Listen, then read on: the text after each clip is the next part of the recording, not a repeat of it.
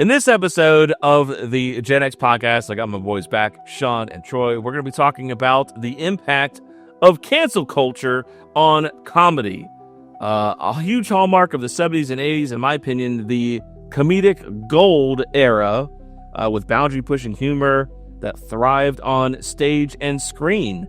Do you two think that cancel culture has made an impact on comedy now for the better or for the worse? I'll throw it over to you guys, whichever one of you guys wants to start. I'll go ahead and start it. I would say 100% the pendulum is swung in the wrong direction. Comedy's not really funny anymore. Now, there are some artists that are starting to push back and letting the pendulum kind of center again to make it funny again. Chappelle's one of them. There's a few other comics out there that are starting to do some stuff. But now it's got to the point where everything has to be censored and scrubbed so much that you've really taken kind of the wow factor out of things. You've taken the ability to realize this is entertainment and you're going to laugh at things. And in what comedy, a lot of things you laugh at are inappropriate. But that's what helps elicit that laugh as you go across that border, even if you're not intending or meaning something, just to elicit somebody to get a laugh out of something. Now, Troy was bringing up, he saw a great show in the 80s that I might be talked about Raw a little bit, and that was a great movie. Where would that kind of go in today's society? Yeah, I don't think, well, maybe today, but a year ago, I would say for sure 100% Eddie Murphy Raw would not have happened. Or if it did, it would probably be cancel culture coming after him and trying to dox him or end his career, or all the crazy stuff that we see happen. And it's unfortunate because I feel like in order to truly be funny, you have to be able to talk about things that are maybe socially taboo. And you gotta come at it with the approach that, some of this stuff is truly funny when they frame it a certain way. And if you can't laugh at it, then what are you doing?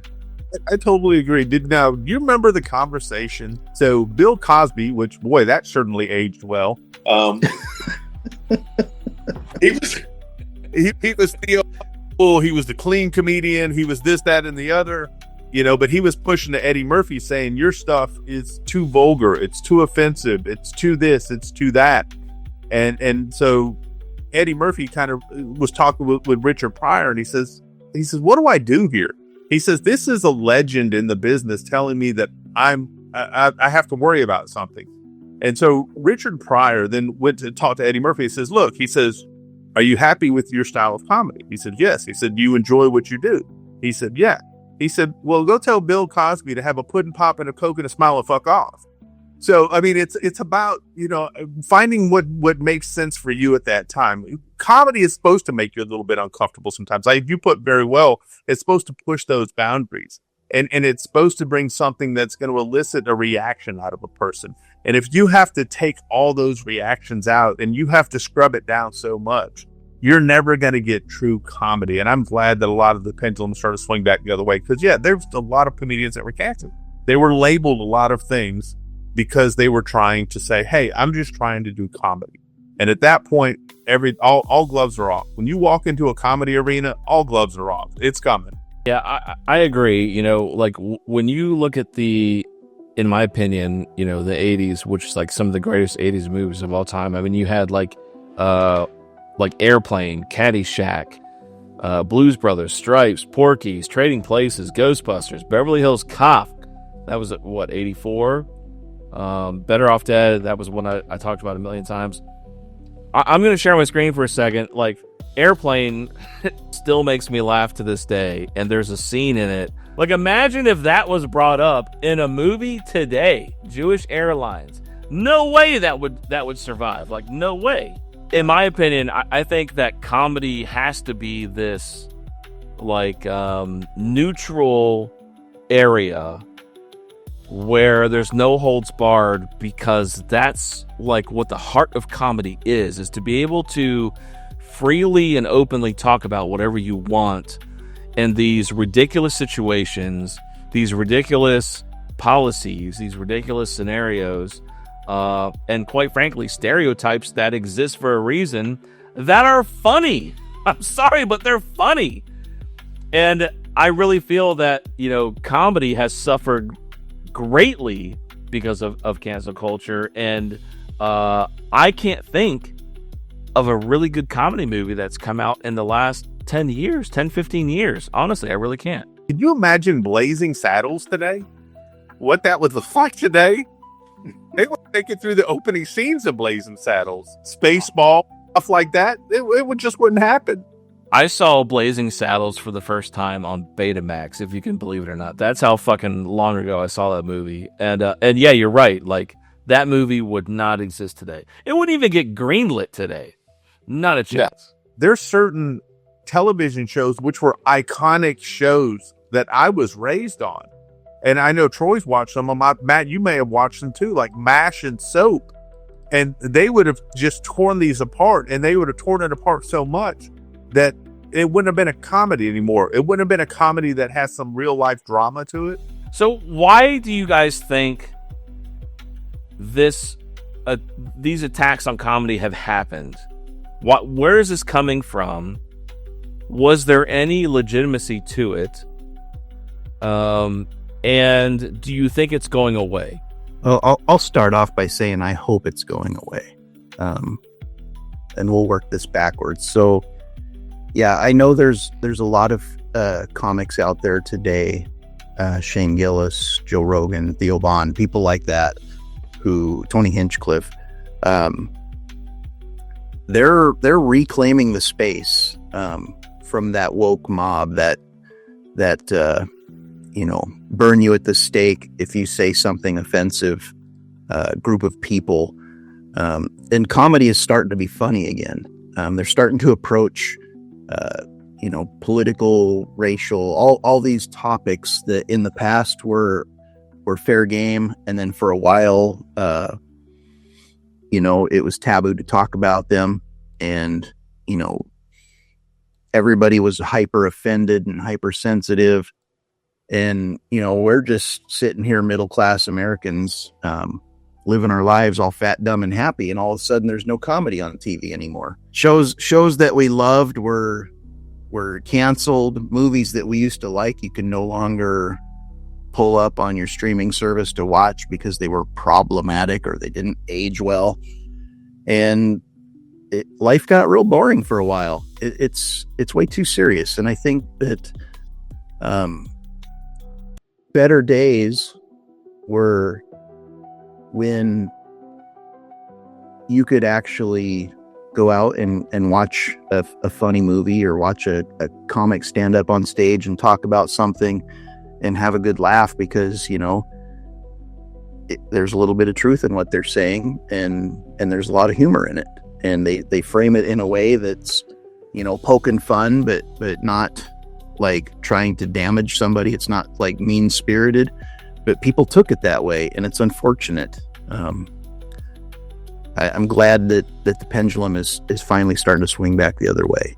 So you mentioned a minute ago, Troy, when we were talking offline about how you actually saw Eddie Murphy Raw in theater. Do you think about those moments and those memories? And do you wish that your children could experience things like that? Yeah, I mean, I would say my children are kind of growing up right in the heart of, I guess, wokeness, for lack of a better term. They've missed out on a lot of things like that. Not that I would have taken my kids to see Raw back in the day. But the fact that it existed and I was able to enjoy it made the world a better place, I think. There wasn't some social justice warrior out there, spearheading a campaign to cancel Eddie Murphy, because they said something or he said something they didn't like. And I feel like some of today's comics, they say stuff like that all the time. And if somebody comes after them, they just tell them, go fuck yourself. Yeah. And I think that should be the default answer to any comedian who gets heckled about saying something that's inappropriate.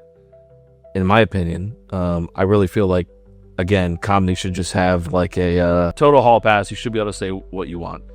What about you, Sean? What are your thoughts on this, brother?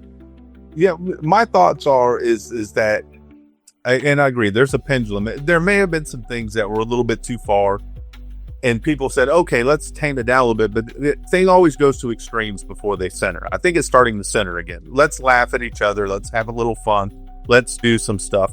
But I think there's a lot of fake bravado in the cancel culture thing where, oh, I saw this and this is horrible. Look what you're doing to these people. It's this fake bravado type of thing to try to get after someone. You know, I think Troy put social warrior type of thing. But I have nieces, I have son, I have a daughter, and I sit there and I'm like, well, you know, what do you think about this? And they're like, a lot of them be like, you should see our private chats. You should see the way that we talk to each other. You should see some of the things that we say, which would have gotten them canceled. Like my son's he's in a freshman in high school. He's in a group chat with like 60 people. And some of the stuff that he's like, Dad, I have to pause it sometimes because they're just so out over the top. So kids are still being kids. But you know, what the people do in private, it's like they're afraid to say it anymore because, oh, I'm going to be canceled or someone's going to do this. But behind closed doors and on their phones, they're doing some of the shit that we used to see in the 80s and 90s and stuff like that. One of the things that I see a lot with newer generations like Gen Z is the fact that Seinfeld, if it were to be launched today, would have no place in this world and would not be successful. Do you guys think that there are any movies or shows that you guys have some nostalgia for or love for that you're happy were made back then that would not survive if launched in 2025? I think every 80s show that I watched probably wouldn't survive. Yeah, 80s movies really leaned hard into stereotypes in a funny sort of way. You know, classic example, we talked about it earlier, 16 Candles. You know, the character Long Duck Dong, whenever he came on the screen, there was the gong that played. He spoke in that broken English, the stereotypical Chinaman, so to speak. Had his little camera. Exactly. You know, and that was like one of the funniest characters in that movie. But today, that dude would have been written out of the script. Yeah. You know, for fear that they would offend somebody. So it's unfortunate.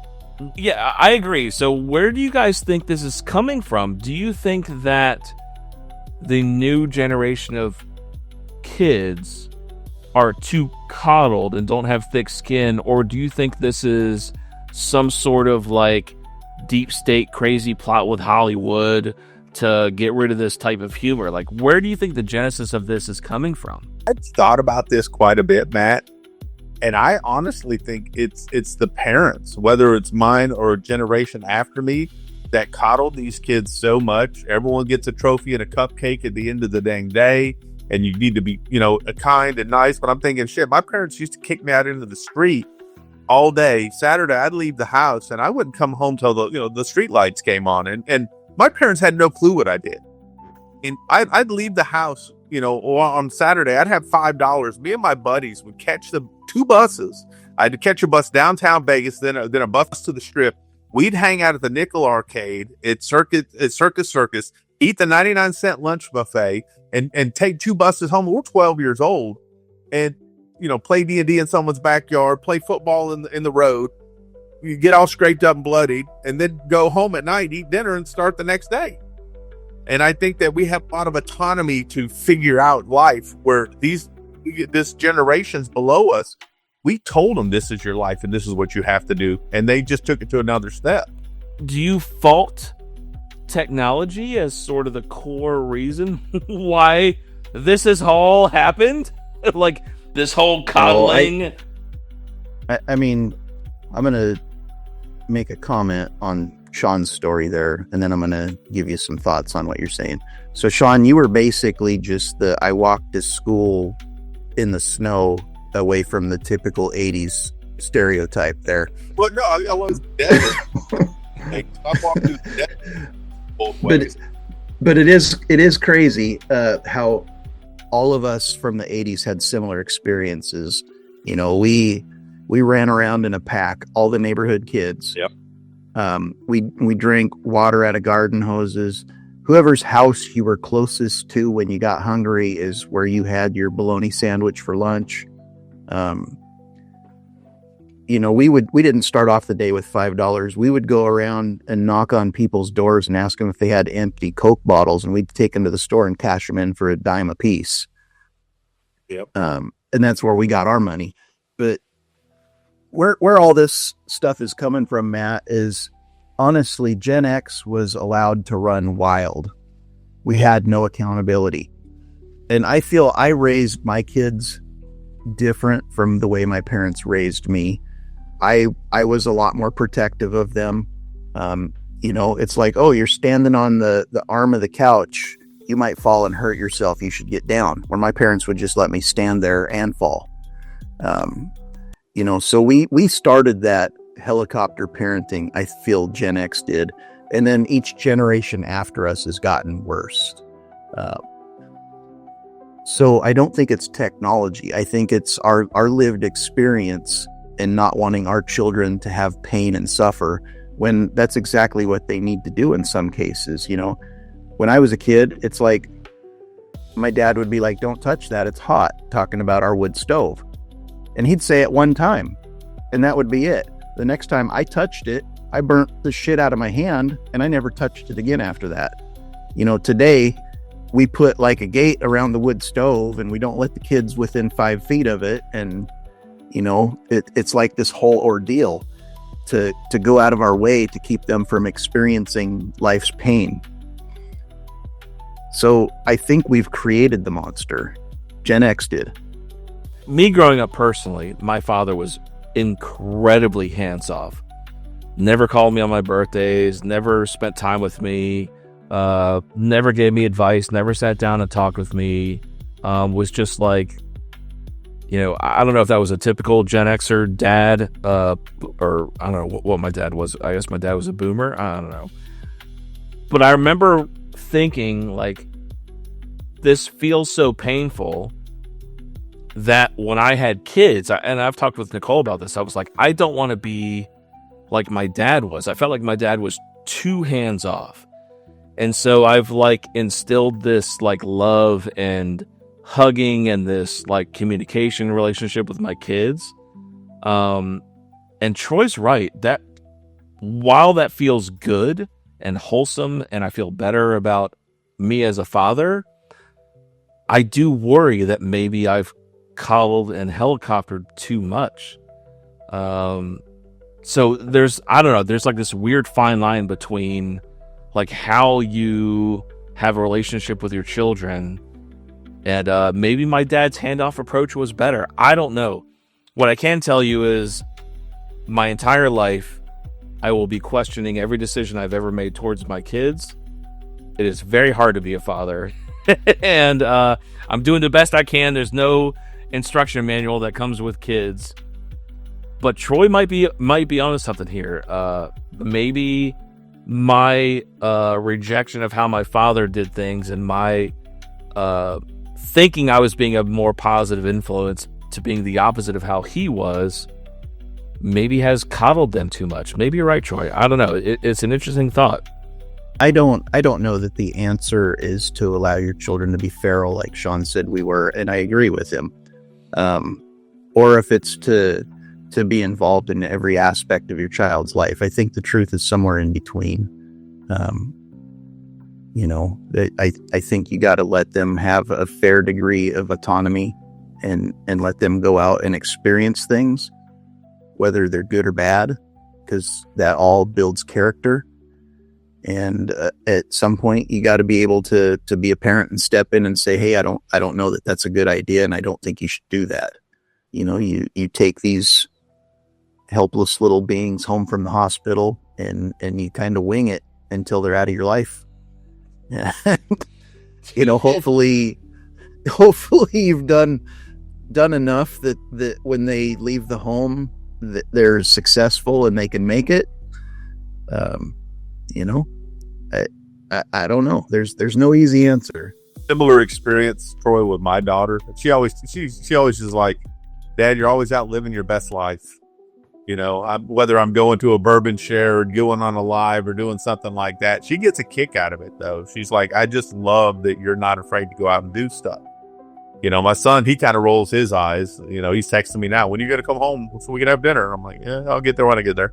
But my daughter, she thinks it's funny. She thinks it, like you said, I'm not going to sit at home and pull up the covers and sit there and watch a movie with my cup of tea. I'm going to go out and live life. And she thinks it's great, though. She thinks it's hysterical. Sean, Troy, what are y'all's final thoughts on this? This is supposed to be about woke culture canceling comedy. We've drifted into this. Sean and Troy, what are your final thoughts? And we'll move on to the next topic.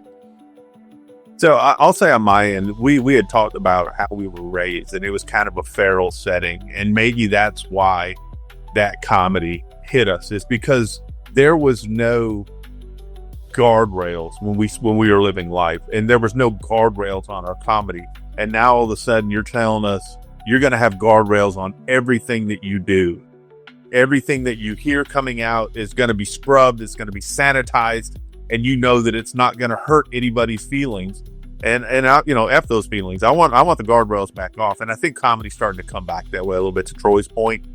But it went through such a generic portion that it wasn't even comedy anymore. It was almost a joke. It was almost a satire on what comedy's not supposed to be. And I'm glad to see it start coming about. Yeah, I'm gonna comment on this like a slightly different way. We had this like loose outline of what this episode was supposed to be, and just the beauty of three friends hanging out together and having a conversation. This thing left like wokeness affecting comedy and turned into this how we're raising our kids in today's environment. We reflected a little on where we came from and how that affected our parenting styles. I just feel like it's like the perfect afternoon for me. I get to hang out with my buddies and have a real conversation, share some thoughts, listen to you guys. I couldn't think of a better way to spend my afternoon. I appreciate it, guys. Thanks for doing this. Troy, love it, brother. Appreciate it. Yeah, I told Troy, goddamn, Troy, busted out the sentimental shit right at the end. I love it, Troy, and I totally agree. I couldn't be more happy to be doing this with you two, and interesting conversation. So, all right, there you go. That's the end of wokeness affecting comedy, and father is how we raise our kids. I guess we got into that too. So there you go. Thanks, guys, for watching this episode, and we'll see you on the next one.